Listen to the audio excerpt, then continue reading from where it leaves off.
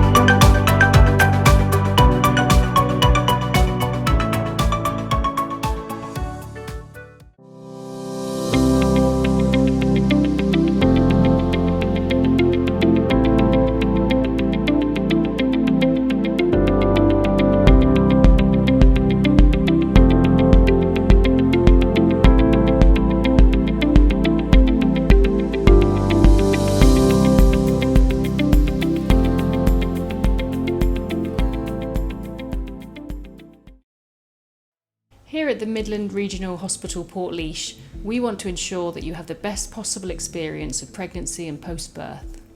My name is Dr. Kat Hines and I run the perinatal mental health service here. Pregnancy is a time of great change, physical, emotional and psychological. It's important to be mindful of your emotional health and well-being during this time. It is normal to feel a wide range of emotions, including excitement, joy, worry, stress and responsibility. You are also pregnant during a very unusual time, a global pandemic, which contributes to new and unexpected challenges. You may need additional support in relation to your mental health if your symptoms persist for more than 2 weeks, if your symptoms interfere with your ability to work or carry out your usual day-to-day activities, if your symptoms cause considerable upset and distress, or if you have suffered from mental health difficulties in the past. Mental health difficulties in pregnancy and after the birth of your baby are relatively common. up to 1 in 5 women will experience a mental health problem in pregnancy or in the first year after birth. If you have suffered from a mental health problem in the past, you may be more vulnerable to relapse at this time. There is nothing to feel ashamed of. With the right help and support, you will get back on track and begin to grow in confidence as a mum and enjoy being with your baby. Referrals to our service can be made by your GP, midwife, obstetrician or public health nurse.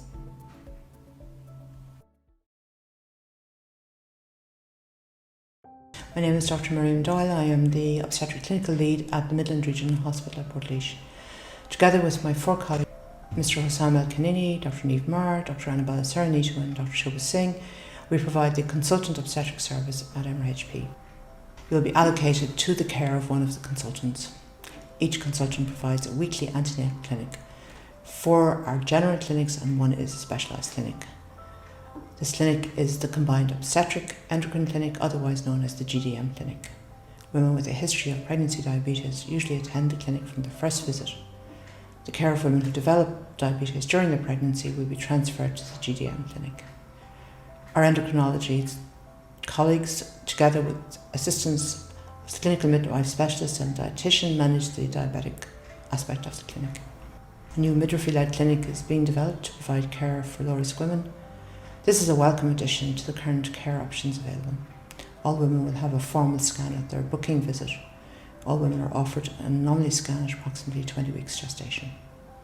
The obstetric consultants provide cover on a 1 in 5 basis for women admitted to the hospital. This means there is always a consultant on duty. However, the consultant on duty when you're admitted may be a different doctor from the consultant at your clinic. We work closely with other medical consultants, particularly the anaesthetic service, who provide the epidural service for pain relief in labour and anaesthesia for women who require a caesarean section or other procedure in theatre. We also work closely with other medical colleagues in radiology, medicine and surgery. Our paediatric and neonatal colleagues provide care as required for your newborn babies. While most babies will not require immediate review after birth, every baby will have a paediatric review prior to discharge from hospital.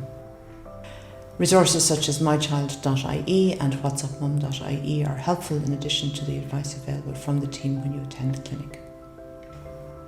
We encourage all pregnant women to avail of the COVID vaccination, flu vaccination and pertussis vaccination.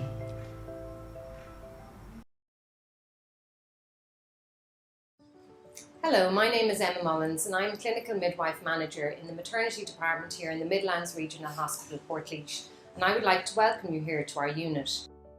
The midwifery unit is situated on the 2nd floor, and along with our delivery rooms we have a lactation room and the Willow Suite, which is a bereavement suite designed specifically for women and their partners who have had a pregnancy loss. Midwifery care in the maternity department aims to deliver safe, high-quality, woman-centred care.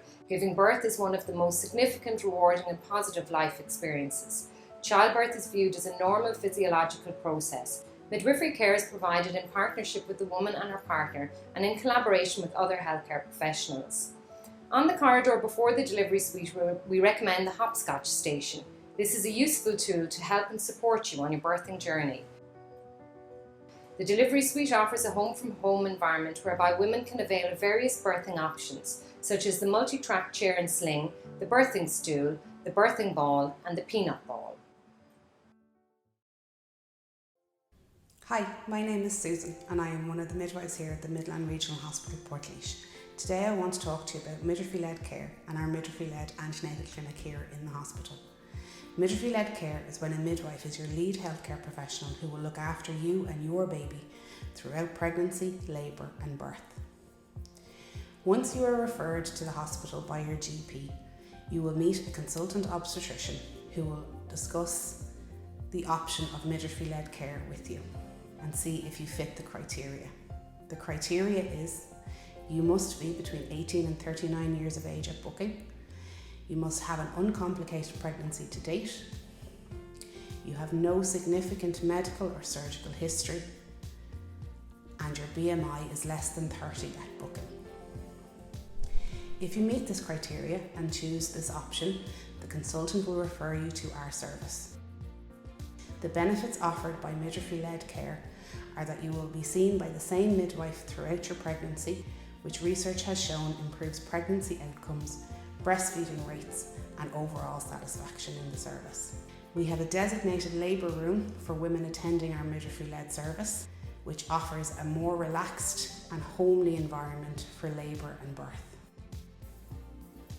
You will still receive combined care with your GP and routine antenatal scans. If you would like to know more about this service or have any questions, please talk to one of the midwives. Hello, my name is Sinead Thompson and I'm a community midwife at the National Maternity Hospital. I designed and created labour hopscotch in 2015 in response to an increase in the epidural rates and also in medical interventions during labour and birth. The principle of labour hopscotch is to encourage optimal fetal positioning. This means having your baby's head in the optimum position, lined up so it can descend into the pelvis in the optimum position for labour. When this happens, it triggers the spontaneous onset of labour. When women go into spontaneous labour, it's less likely that they'll need induction, and that means that there'll hopefully be less intervention in their births. The labour hopscotch framework aims to support and promote natural and active labour. It is encouraged for all women, regardless of the care pathway that they choose for their birth, but encourages more natural methods of pain relief where possible, for as long as possible in labour. Using the idea of the game hopscotch we all played years ago, each of the steps can be undertaken to remain active during labour. The process can start at home, beginning at the bottom of the hopscotch board when you're more active and mobile. The bottom square of the labour hopscotch is called the mobilised square, and it aims at promoting optimal fetal position. There are 4 activities associated with this step, and it's important that these 4 positions are practiced throughout the antenatal period in preparation for your labour. Your midwife will explain the positions to you during your pregnancy. Our research findings, which we published in 2019 in our research study, showed that women who practiced labour hopscotch had reduced epidural rates, reduced the caesarean section rates, increased spontaneous onset of labour and vaginal deliveries, and most of all, there was an increase in birth satisfaction rates. Having a positive birthing experience makes a smoother transition to parenthood. Hello, I'm Claire Fitzpatrick, a clinical midwife specialist in lactation at Midland Regional Hospital, Portlaoise. Breastfeeding is incredibly important to you and your baby's health. It protects you from bleeding, cancers, heart disease and diabetes, and it reduces your risk of postnatal depression. Breast milk is the perfect food for your baby, tailor-made to meet their growing needs. The evidence shows that breast milk will boost your baby's immunity, providing the perfect balance of nutrients. It really is liquid gold, totally unique to your own baby, adapting and changing all the time to meet your baby's needs.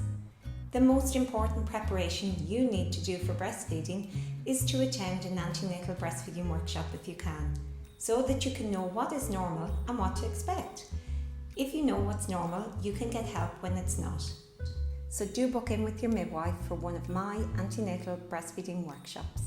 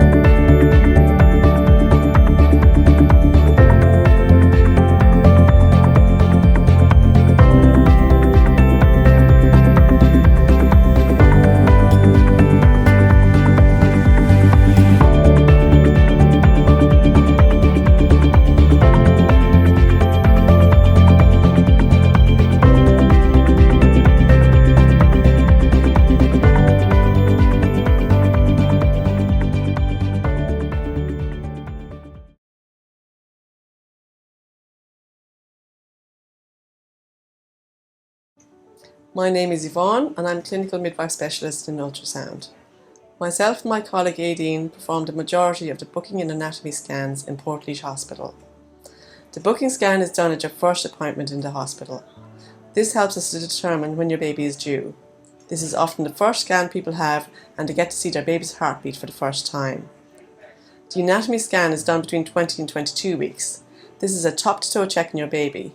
We look in detail at the structures in your baby such as the brain and heart and also check to make sure your baby is growing normally. Sometimes we might see something on scan which might need a second opinion. If this happens, we talk to your consultant and sometimes organise a referral to the Coombe Hospital for a second opinion with a fetal medicine consultant. The fetal medicine consultant is an expert in ultrasound and will advise you if your baby needs any further screening or tests. If you want to know the baby's gender, you can find out at this appointment so long as the baby is cooperating. If your baby is in a good position, we will take pictures for you and your partner to bring home and share with your family.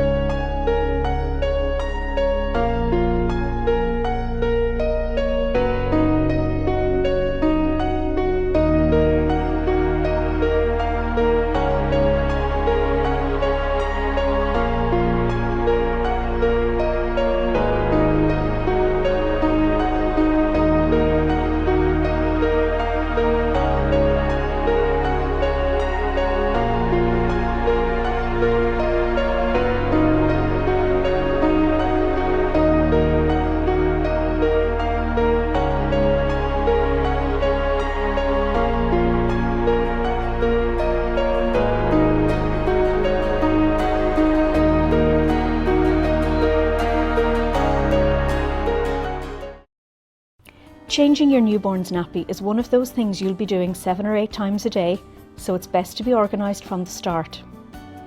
Make sure you have everything you need ready and close to hand. Place your baby on a clean, soft, flat surface. Open the nappy and wipe away excess stools from the genital area with the corner of the nappy. Hold your baby by the ankles and lift up their bottom. Use soft cotton balls or a wet cloth to clean your baby. Clean around the umbilical cord area. For a girl, be sure to wipe from front to back. This will help minimise the spread of an infection. Swap a clean nappy for the dirty one. Use the tabs to see which way goes up. Avoid covering the umbilical cord as this can cause irritation. For a boy, keep his penis pointed down. Fasten the nappy at both sides with the tapes, making sure it's snug, but not so tight that it pinches the skin. Retape the soiled nappy around the contents, put it in a plastic bag and discard it in the bin. Dress your baby and wash your hands thoroughly. Babies wet their nappies several times a day. The number of wet nappies is a helpful sign of how much fluid the baby is taking in. Generally, a baby should have 5 to 6 wet nappies each day. This is a good indication that they're getting enough milk.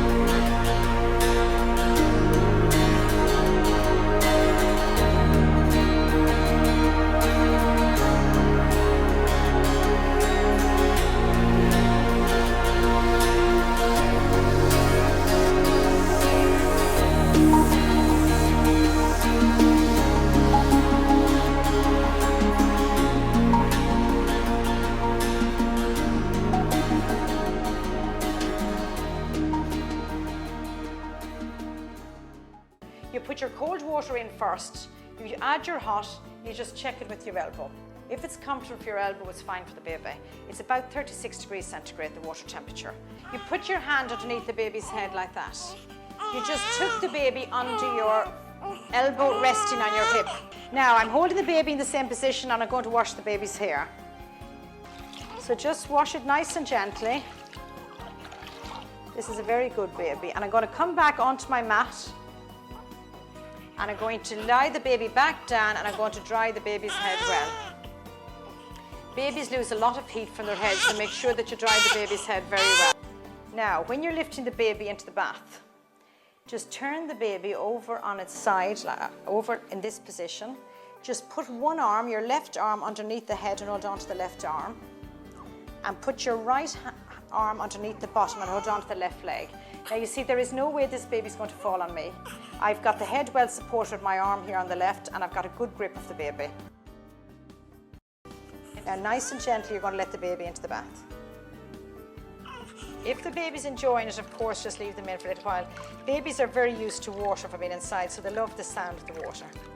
I'm going to lift the baby out again. Now you see I'm lifting the baby out nice and gently. So you settle them down, give them a little cuddle. Settle them down and then you're going to dry the baby off well. Don't forget areas where they can get sore if you leave them wet. All babies are quite fat in here, so get right in there under the chin, because if you leave areas wet, they're going to get red and sore. They're all get right under the armpit here, where they're like that. And another areas get right under the behind the knees and in the groin area. They're areas that can actually get sore if you leave them wet. So you make sure that you dry those areas off very well.